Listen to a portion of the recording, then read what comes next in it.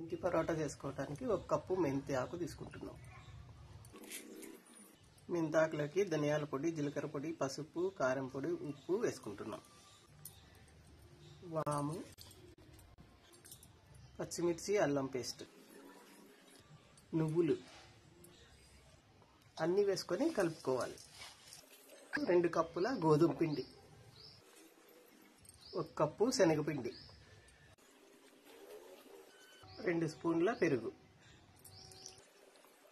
1 spoon నూనె, తగినన్ని నీళ్లు పోసుకొని సాఫ్ట్గా కలుపుకోవాలి.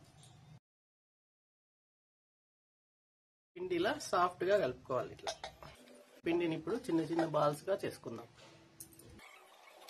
పరాటాలు తిక్కుకుందాం. పొడి పిండి వేసుకొని పరోటాలు తిక్కోవాలి. ఇప్పుడు పరోటా పక్కకు తీసుకుందాం.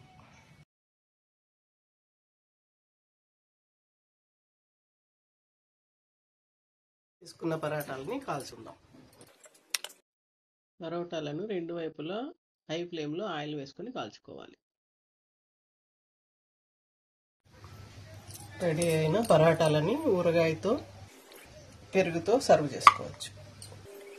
పరోటాలు ఇలా సాఫ్ట్గా వస్తాయి.